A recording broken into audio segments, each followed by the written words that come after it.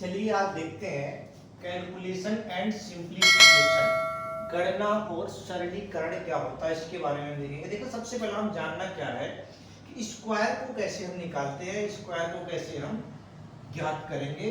तो पहला काम हमने 100 पे बता रखा है।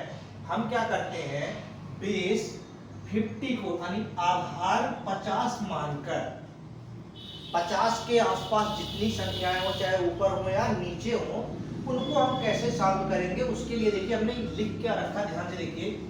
सबसे पहले यह देखो 50 से कितना कम या ज्यादा है, 50 से वह संख्या कितना ज्यादा या कितना कम है। उसके बाद उसी संख्या में कम या ज्यादा वाले को जोड़ या घटा दो। जो संख्या दिया है 50 से कितना ज्यादा है और कितना कम है, उसी संख्या में उसको क्या कर दो, जोड़ या घटा दो।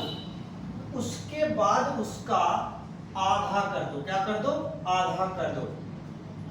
अंत में जो संख्या कम या ज्यादा किए थे उसका स्क्वायर कर दो, तो उसे हम क्या करेंगे, आसानी से उसका वर्ग निकाल सकते हैं। जैसे हमने माना कि जो दी हुई संख्या है वो क्या है, a है, और जो हम जोड़ेंगे या घटाएंगे वो क्या होगा, x होगा। अब क्या किया हमने, 1/2 a प्लस माइनस x और x का स्क्वायर, जो लास्ट वाली संख्या हमने जोड़ी या घटाई थी वही संख्या का स्क्वायर कर देंगे। हमने पहले एक एग्जांपल लिया 54, 50 से कितना ज्यादा है, 4 ज्यादा है। देखो 4 क्या है, ज्यादा है। दिया हुआ संख्या a कितना हो गया हमारा, 54 हो गया। अब इसी 54 में क्या करोगे, ज्यादा वाले को जोड़ दो, तो 54 प्लस 4 हमने कर दिया, कितना आ गया 58/2 कर दिया, तो कितना आ गया 29, और जोड़ा कितना था 4, तो उसी संख्या का क्या कर दो, स्क्वायर कितना आ गया 16। अब देखो हमने यहाँ लिखा 29 और 60, यही इसका क्या होगा, आंसर होगा। दूसरा हमने एक एग्जांपल आपको लेके दिखाया है, क्या 47, कितना लिखा हमने 47, और 47 कितना होता है, देखो 50 से 3 कम है तो 3 को ही जोड़ना या घटाना, तो यहाँ पे क्या है, घटाने का काम होगा। तो अब देखो हमारे पास संख्या क्या है, ये a है, a कितना दे रखा, 47 दे रखा। अब 47 में से 3 को घटा दो, घटाए तो कितना आ गया, 44 आ गया, 44/2 कर दो, कितना आ गया हमारा 22 आ गया।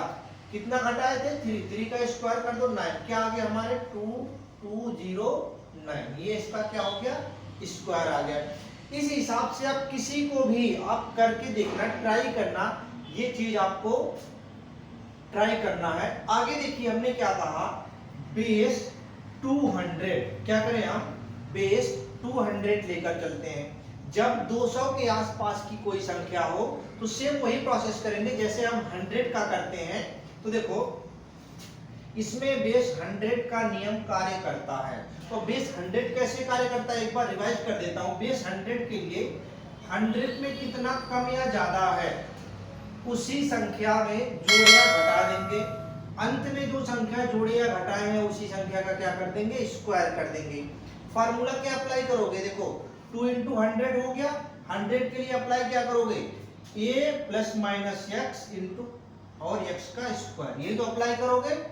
अब देखो हमने लिखा है 208, तो हम लिख सकते हैं 2 × ये a हो गया, ये प्लस x हो गया, यहाँ x का स्क्वायर हो गया। बात यही है बिल्कुल जो हमने यहाँ लिख रखा है। हमने क्या किया, इनको जोड़ दिया तो क्या हो गया 216, मल्टीप्लाई किया 432 हो गया, 8 का स्क्वायर कर दिया 432 हमने एच टी लिख दिया, और 8 का स्क्वायर कितना होगा 64 हमने यहाँ आके लिख दिया। कितना आ गया हमारा आंसर 43264, ये इसका आंसर हो गया। अगला हमने क्या किया, 194 लेते हैं, 194। अब देखो 200 में से कितना कम है, 6 कम है, तो हमने क्या किया 200 में से 6 कम है, यानी कि 100 में से 6 लेके आपको चलना है। तो हमने क्या किया, देखो ये हमने किया 194 हमारे पास पहले से ही है, 194 इसमें से घटाना कितना है, 6 को घटा दो, आया कितना 188, मल्टीप्लाई 2 से करो कितना आ गया 376, यही आएगा। अब यहाँ हमारा आया 6, इसका स्क्वायर कर दो, कितना आ गया 36।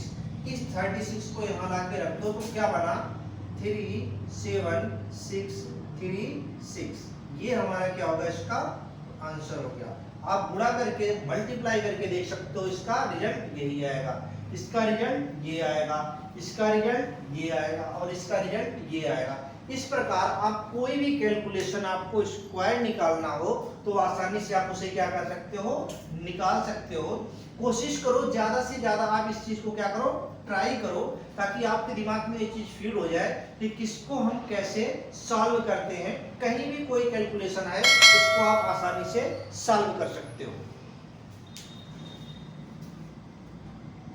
Thank you for watching this video. If you enjoyed it, please hit the like button and the bell notification icon.